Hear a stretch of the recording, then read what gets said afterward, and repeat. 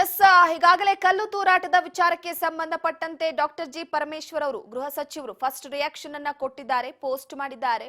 ಒಂದು ಸಮುದಾಯವನ್ನ ಕೆರಳಿಸಿದೆ. ಕಲ್ಲು ತೂರಾಟ ಮಾಡಿದ ವಿಚಾರಕ್ಕೆ ಸಂಬಂಧಪಟ್ಟಂತೆ ಪರಮೇಶ್ವರ್ ಅವರು ಫಸ್ಟ್ ರಿಯಾಕ್ಷನ್ ಇದು. ಒಂದು ಸಮುದಾಯವನ್ನ ಕೆರಳಿಸಿದೆ. ಸುಮಾರು 200 ಜನ ಬಂದು ಆತನನ್ನ ನಮಗೆ ಹ್ಯಾಂಡ್ ಓವರ್ ಮಾಡಿ ಅಂತ ಗಲಾಟೆ ಮಾಡಿದ್ದಾರೆ. ನೋಡಿ, ನಿನ್ನೆ ಪೊಲೀಸ್ನವರಿಗೆ ಹೋಗಿ ಆತನನ್ನ ಅರೆಸ್ಟ್ ಮಾಡಬೇಕು ಅಂತ ಹೇಳಿದ್ರು ಅಂತ. ಸೊ ಈಗ ಈ ಕಲ್ಲು ತೂರಾಟದ ವಿಚಾರಕ್ಕೆ ಸಂಬಂಧಪಟ್ಟಂತೆ ಒಂದು ಸಮುದಾಯದ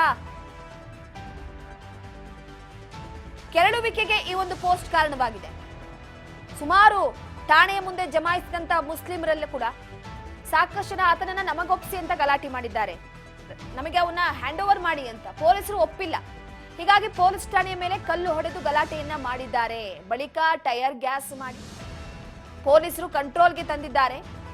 ಗಲಾಟೆ ಮಾಡಿದವನನ್ನ ಪತ್ತೆ ಮಾಡಿ ಅರೆಸ್ಟ್ ಮಾಡಲಾಗುತ್ತೆ. ಸದ್ಯ ಅಲ್ಲಿನ ಪರಿಸ್ಥಿತಿ ಕಂಟ್ರೋಲ್ನಲ್ಲಿ ಇದೆ. ಈಗಾಗಲೇ ಕಾನೂನು ಸುವ್ಯವಸ್ಥೆ ಎಡಿಜಿಪಿ ಕಳುಹಿಸಿದ್ದೇವೆ. ಮಂಡ್ಯದಲ್ಲಿ ಕುಂಭಮೇಳ ನಡೀತಾ ಇದೆ, ಅಲ್ಲೂ ಕೂಡ ಸೂಕ್ತ ಭದ್ರತೆಯನ್ನು ನೀಡುವಂತೆ ಸೂಚಿಸಲಾಗಿದೆ. ಬಿಜೆಪಿಯವರು ಆರೋಪಿಸುವಂತೆ ಪೊಲೀಸರು ತಪ್ಪು ಮಾಡಿದ್ರೆ ಕ್ರಮ ಆಗುತ್ತೆ. ಈ ಹಿಂದೆ ತಪ್ಪು ಮಾಡಿದ ಪೊಲೀಸರ ಮೇಲೆ ಕ್ರಮ ಕೈಗೊಳ್ಳಲಾಗಿತ್ತು.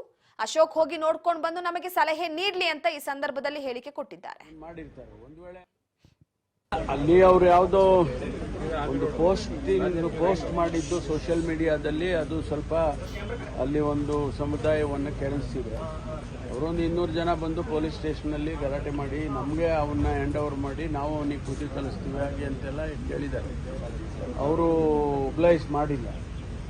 ಒಬ್ಲೈಸ್ ಮಾಡದೇ ಇರೋ ಕಾರಣಕ್ಕಾಗಿ ಅವರು ಪೊಲೀಸ್ ಸ್ಟೇಷನ್ ಮೇಲೆ ಕಲ್ಲು ತೂರಿದ್ದಾರೆ. ಆಗ ಪೊಲೀಸ್ನವರು ಟಿಯರ್ ಗ್ಯಾಸ್ ಎಲ್ಲ ಮಾಡಿ ಕಂಟ್ರೋಲಿಗೆ ತೊಗೊಂಡಿದ್ದಾರೆ. Everything is under control.